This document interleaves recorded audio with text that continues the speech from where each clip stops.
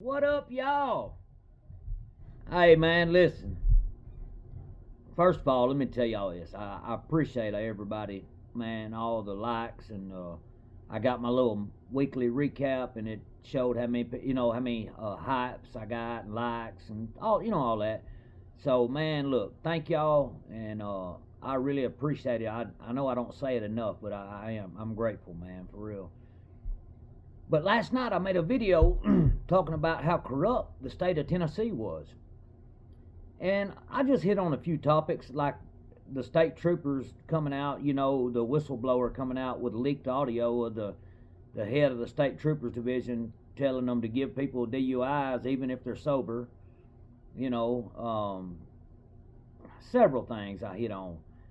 But y'all, what I'm about to tell you is fixing to blow you away. Some of you probably already know it. If you don't, buckle up, man. Everybody knows back in 2017 or somewhere around that time, this beautiful young lady up in Tennessee named Holly Bobo went missing. They ended up finding her, unalived and all that, and they charged this dude. They charged a couple dudes actually, okay, two brothers and then this one dude. Jason Autry was his name, I think.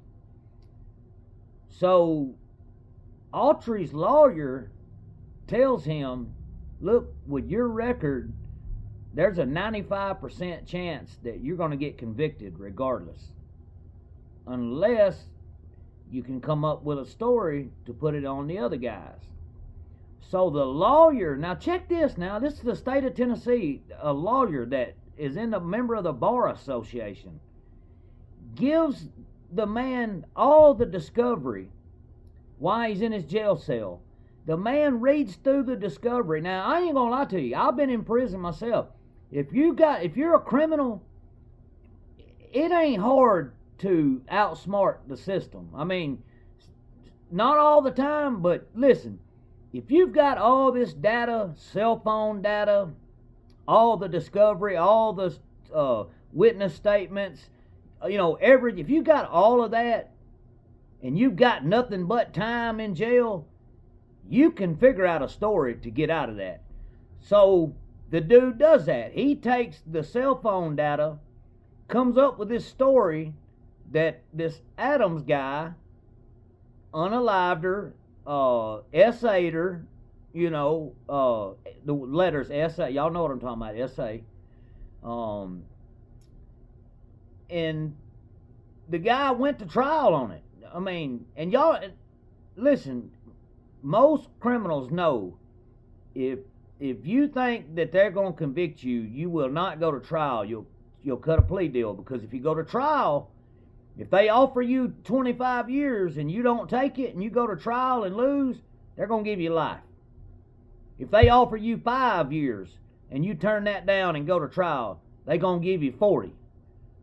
That it's messed up, but that's the way it is, okay? So the guy makes up this story. Now, he's the only eyewitness testimony. Now, the FBI came out years ago and said that eyewitness testimony is the most unreliable testimony ever. They actually had a woman, they proved it because they had a woman that said she seen this guy, it was a black guy. She said, I seen this black guy and he was the one that he's the one did it, committed the crime. Well, the black guy had a good lawyer.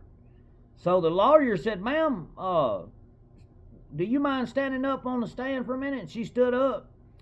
The lawyer goes to the back of the courtroom, holds up a piece of paper, and it's got two different people on it. It's got like a white guy and a black guy. And he says, ma'am, which one of these is the guy you seen? She says, well, I can't see that far.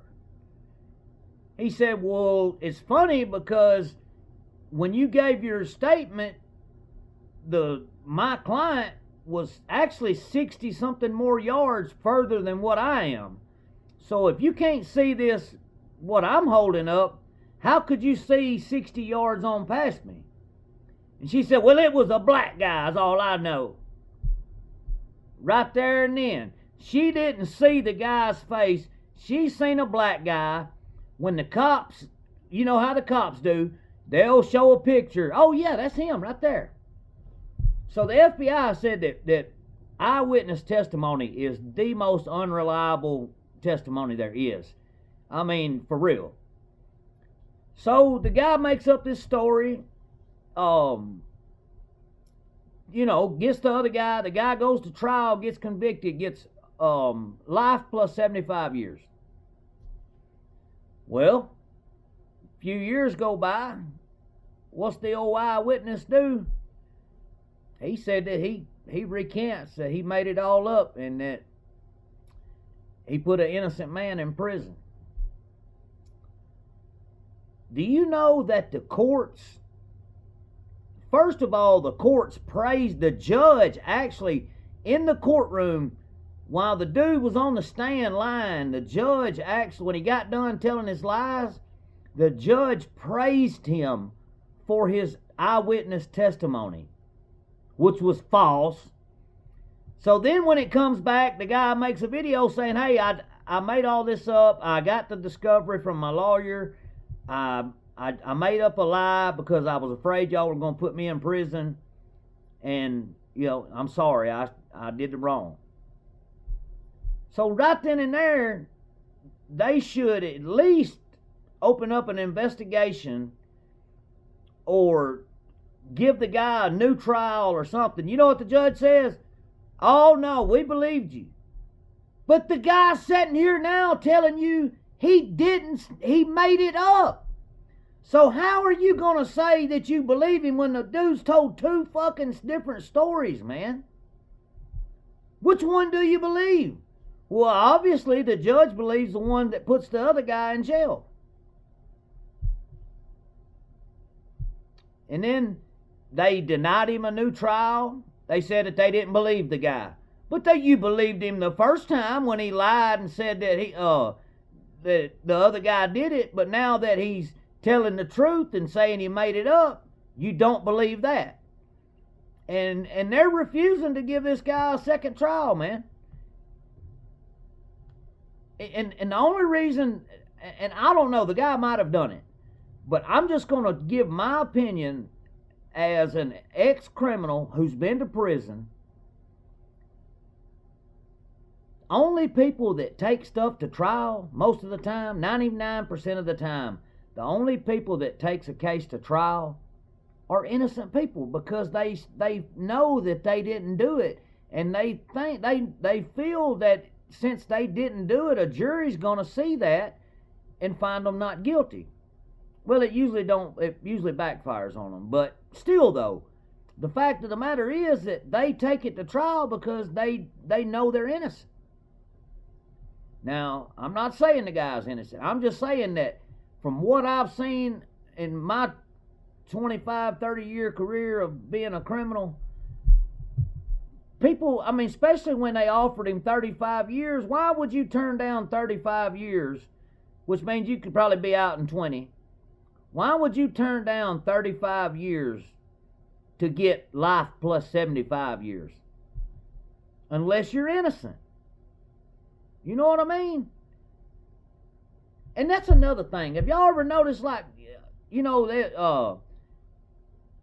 back like 1978, they convicted somebody for rape and on eyewitness testimony, which means somebody got on the stand and said, I seen that man right there going in that woman's window or going in the door or whatever, And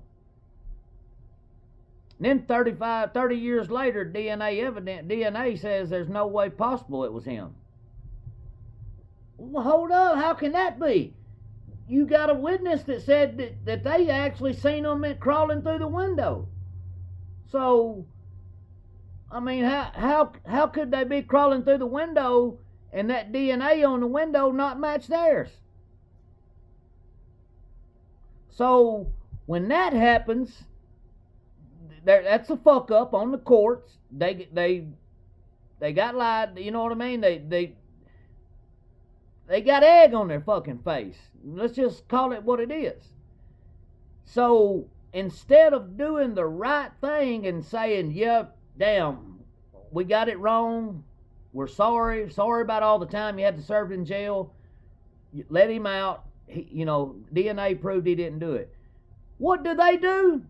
They double down on it and say, oh, it don't matter, we had eyewitness testimony, we don't care what that DNA evidence says. We know that he's the one done it. Witness got up here and said it. These sons of guns, man, they will do anything in their power to not have to admit defeat. They don't care if they put a man in prison for life or the death penalty, as long as they get that win in that prosecutor's column. See, because what they all doing is they aiming for like a federal job, the Northern District of Alabama prosecutor and all that shit. That's the only way you get there. See, if you got a bunch of losses on your record, you don't get promoted. You got to have all wins, see. And do not think that these prosecutors won't go out here and do anything in their power to make sure that they get a conviction, whether it be just or not. Somebody's ass is getting convicted. I can promise you that. When something happens like that, somebody's ass is going to jail, whether they done it or not. Because the prosecutor, most of them want to end up running for district attorney and stuff. Well, you ain't gonna win district attorney if you get the cases wrong, and you know what I mean. You convict people, and then 20 years later you have to let them out because you was wrong. See, 2 or 3 of them, and the public's gonna lose all faith. They can be like, oh man, that dude ain't worth the shit. Hell, he's done wrongfully convicted 3 or 4 people. So why vote for him for DA?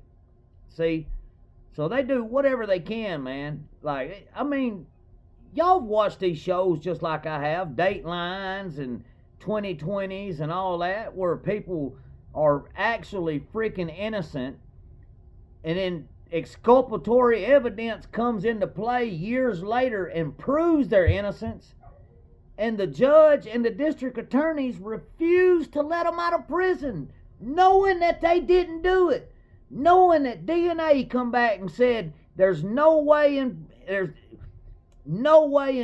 possible that this guy done it. It's just not possible.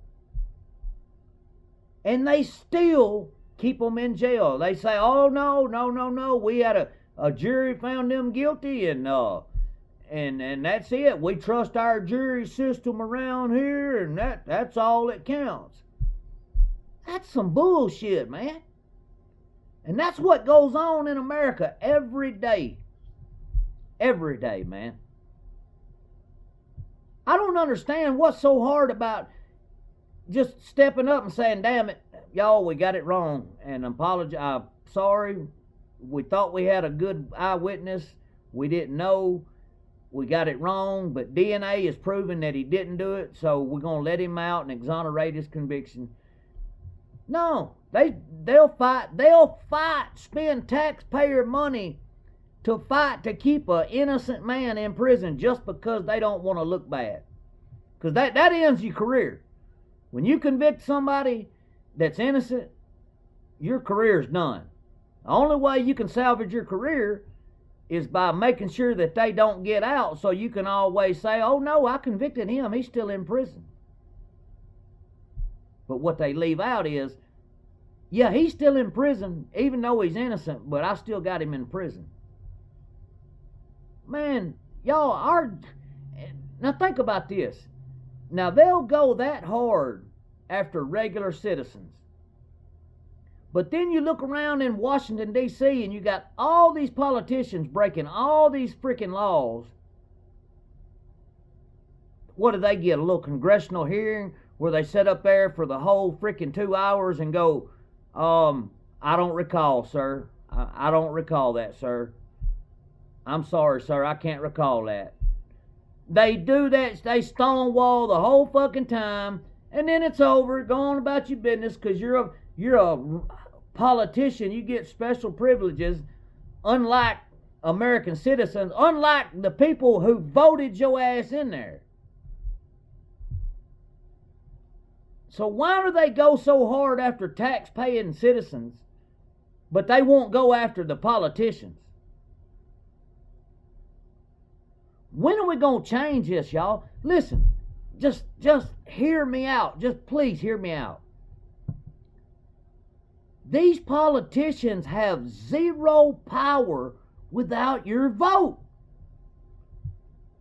It ain't like they just wake up and say, okay, this is who's going to be our senator. No, you got to go down and vote for them. So we got to stop voting for these people, y'all. If there's any whatsoever of wrongdoing, they got to go. If you continue to vote for somebody that, let me put it this way.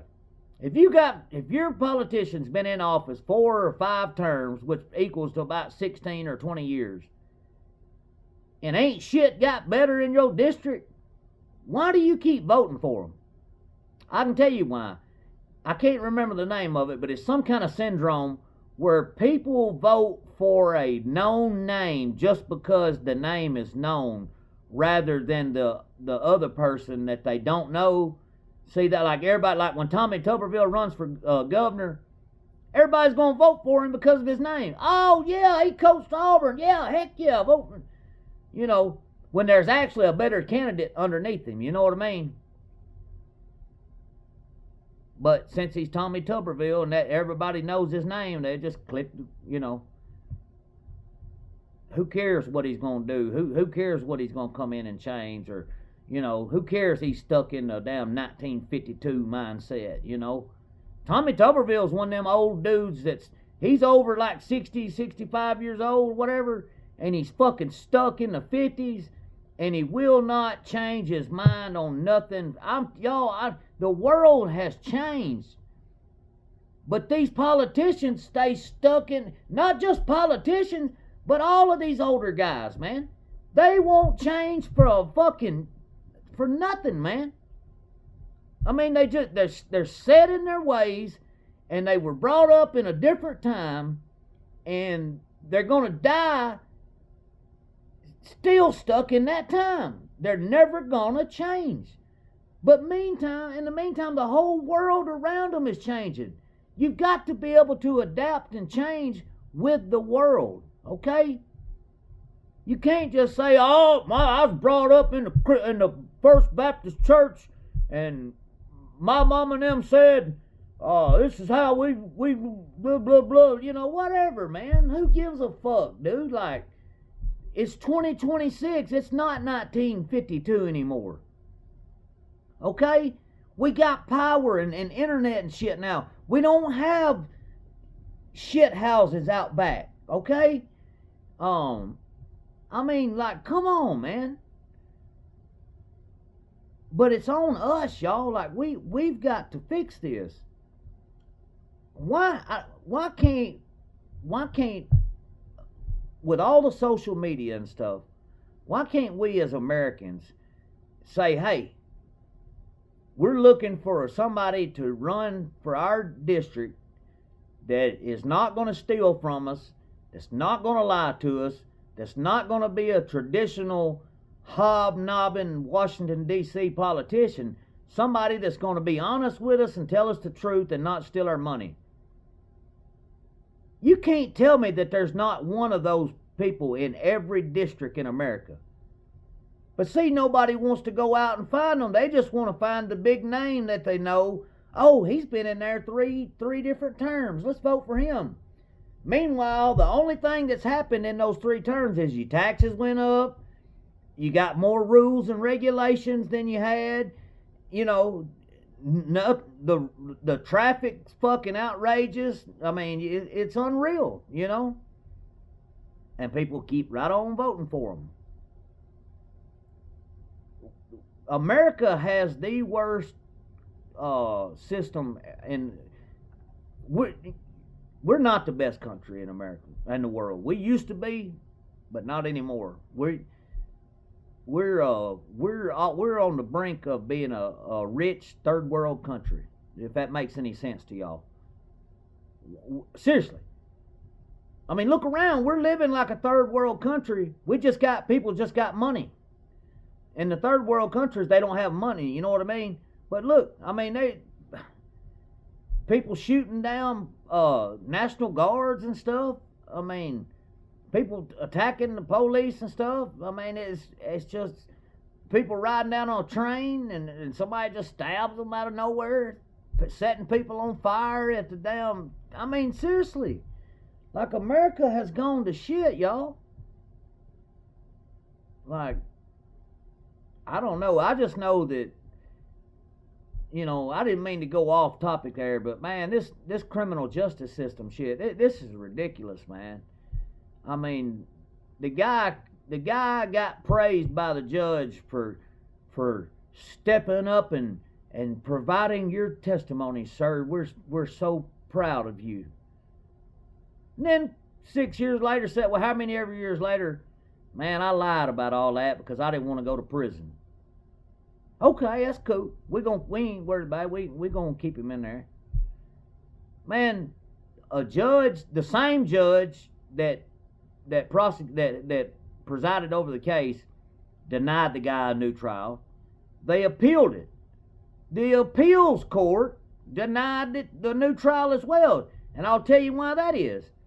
See, an appeals court don't like to overrule a judge, see, because they're all big buddies. They all went to law school together.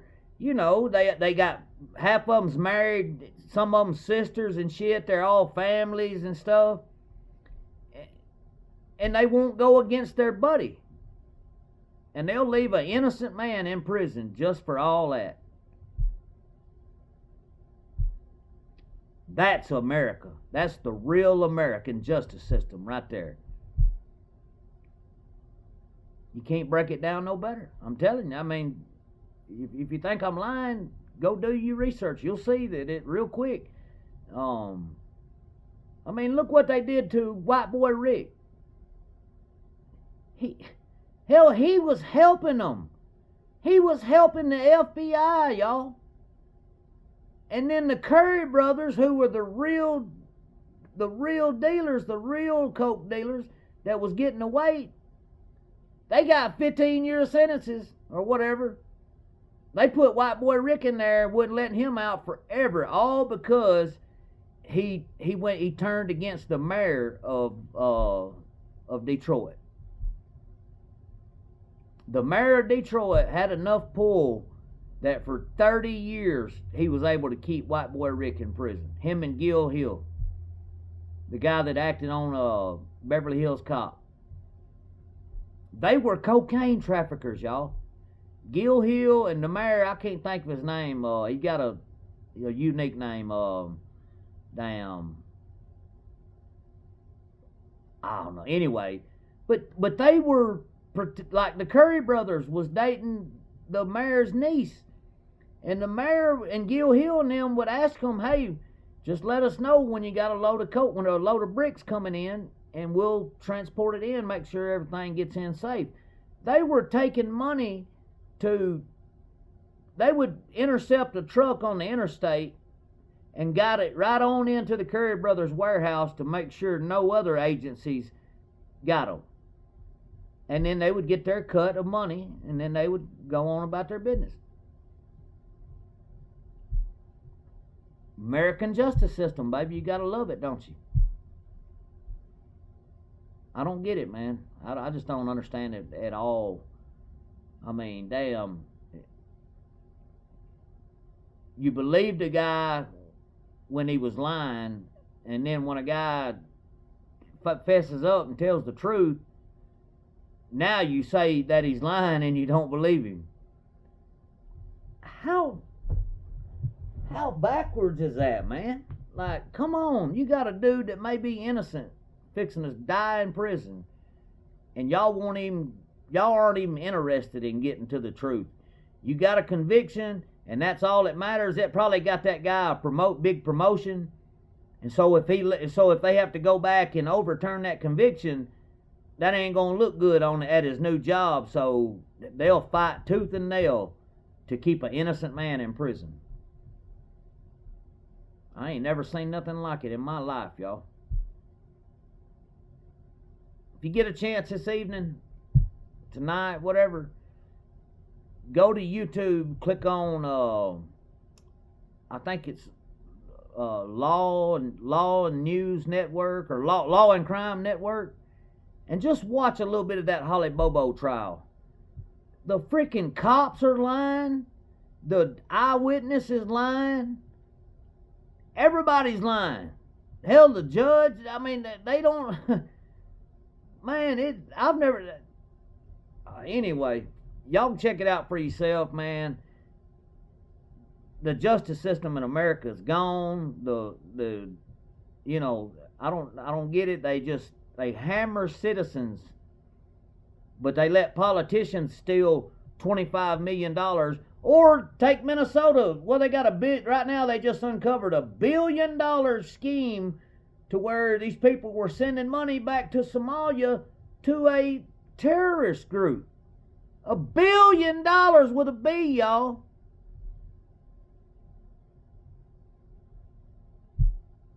And you think anybody's going to go to jail for that?